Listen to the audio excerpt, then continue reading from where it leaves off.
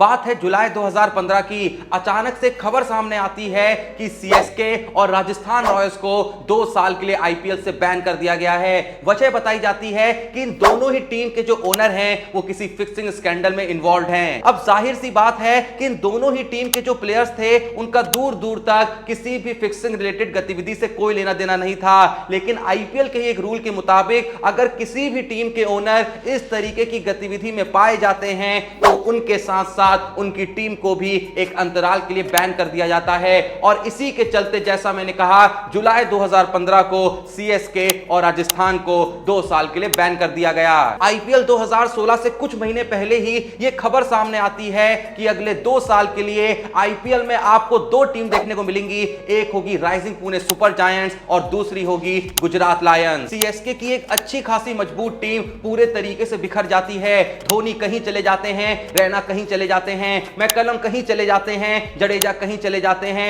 अश्विन कहीं चले जाते हैं, तो ड्वेन स्मिथ कहीं चले जाते हैं। पूरी की पूरी टीम तितर पितर हो जाती है। जैसा कि एक्सपेक्टेड होता है एमएस धोनी को 2016 सीजन के लिए राइजिंग पुणे सुपर जायंट्स का कप्तान घोषित कर दिया जाता है।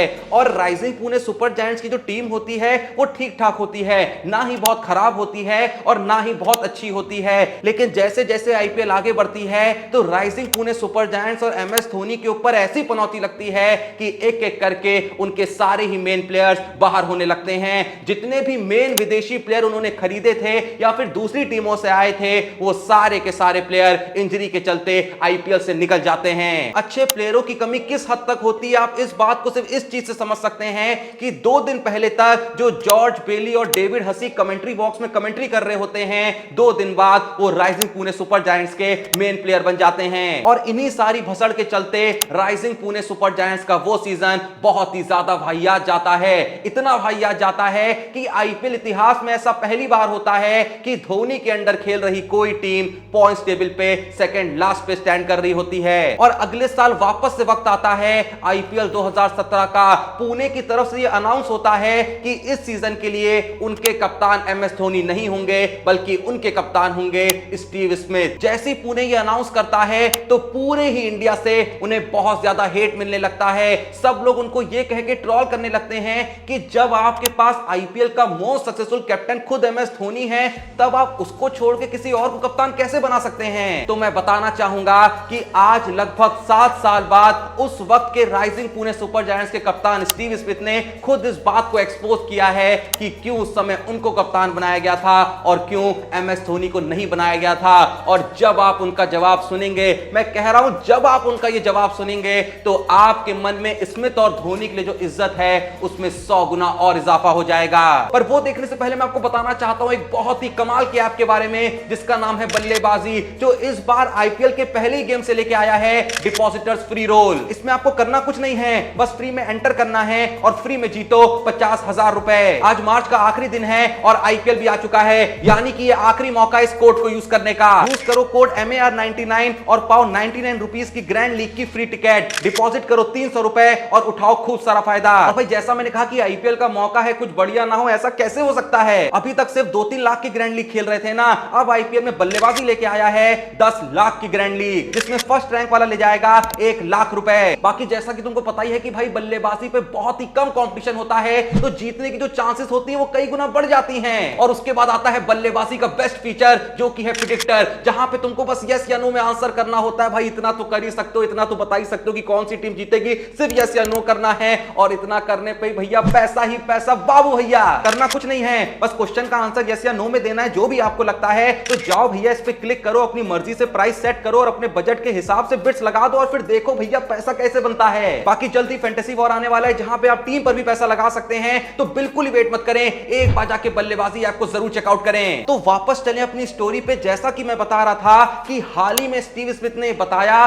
कि क्यों 7 साल पहले राइजिंग पुणे सुपर जायंट्स ने एमएस धोनी को छोड़ के उनको कप्तान बनाया था। और जैसा मैंने कहा कि जब आप ये जवाब सुनेंगे, जब आप ये वजह जानेंगे तो आप भी कहेंगे कि धोनी जैसा सच में कोई और हो ही नहीं सकता। मैं यहां पे बताना चाहूंगा कि जो साल 2015 या 2016 और 2017 था वो कहीं ना कहीं वही साल था जब स्टीव स्मिथ ऑस्ट्रेलिया की कप्तानी कर रहे थे। मतलब उनको बहुत ज्यादा कप्तानी करते हुए टाइम भी नहीं हुआ था, लेकिन एक ठीक ठाक वक्त भी बीत चुका था। और खासकर 2017 वो साल था जब स्टीव स्मिथ की कप्तानी में ऑस्ट्रेलिया काफी स्ट्रगल कर रहा था और उसी के चलते स्टीव स्मिथ को पूरे ही ऑस्ट्रेलिया से काफी ज्यादा सुनना पड़ रहा था। लेकिन स्टीव स्मिथ बताते हैं कि तब जब मैं पूरे तरीके से डिप्रेस चल रहा था और बहुत ही ज्यादा स्ट्रेस में था, तभी अचानक से मुझे पुणे के मैनेजमेंट का कॉल आता है और वो कहते हैं कि इस सीजन के लिए धोनी की जगह टीम के कप्तान आप होंगे। स्मिथ बताते हैं कि जैसी मैंने ये बात सुनी तो मैं पूरे तरीके से चौंक गया था और मेरे मुंह से सबसे पहले बस एक ही सवाल निकला था, क्या धोनी को इस बारे में पता है? मतलब आपके पास जब धोनी जैसा कैप्टन है तो आप मुझे कैप्टन बनाने के बारे में सोच भी कैसे सकते हैं? और खासकर धोनी को आईपीएल में तो बहुत ही ज्यादा अनुभव है कैप्टनसी का, तो उसके बावजूद आप मुझे कैप्टन बना रहे हैं जिसको आईपीएल में कैप्टनसी का जीरो अनुभव है। आखिर ऐसा क्यों कर रहे हैं? तो स्टीव स्मिथ बताते हैं कि असल में जो ये डिसीजन था वो खुद महेंद्र सिंह धोनी का ही था। असल में एमएस धोनी ने ही पुणे के मैनेजमेंट को ये एडवाइस दी थी कि इस सीजन के लिए मेरी जगह स्टीव स्मिथ को कप्तान बनाया जाए, क्योंकि स्टीव स्मिथ जितने अच्छे प्लेयर हैं उतने ही अच्छे कप्तान भी हैं। धोनी ने स्मिथ को कप्तान बनाने के लिए पुणे के मैनेजमेंट को यह रीजन दिया था कि इस समय जो स्टीव स्मिथ हैं वो थोड़ा सा मेंटली स्ट्रगल कर रहे हैं, तो उनको यह भरोसा दिलाना जरूरी है कि वो एक अच्छे कप्तान हैं, क्योंकि अगर जो वो स्ट्रेस झेल रहे हैं अगर वो मैच के दौरान भी रहा तो शायद हम उनकी बैटिंग की भी पूरी काबिलियत को यूज ना कर पाए। लेकिन अगर वापस से हमने उन्हें यह भरोसा दिला दिया कि वो एक अच्छे कप्तान हैं, बस थोड़ा सा वक्त बुरा चल रहा है, तो शायद हमें सिर्फ एक अच्छा कप्तान नहीं मिलेगा बल्कि एक अच्छा बैट्समैन भी मिल जाएगा। स्मिथ बताते हैं कि जैसे ही उनको ये पता चला कि ये जो डिसीजन है ये असल में एमएस धोनी का है, सिर्फ एमएस धोनी के कहने पे उनको कप्तान बनाया जा रहा है, तो वो उसी दिन एमएस धोनी के बहुत बड़े फैन बन गए। हालांकि स्मिथ इसी इंटरव्यू में ये भी बताते हैं कि जब धोनी ने डिसीजन लिया था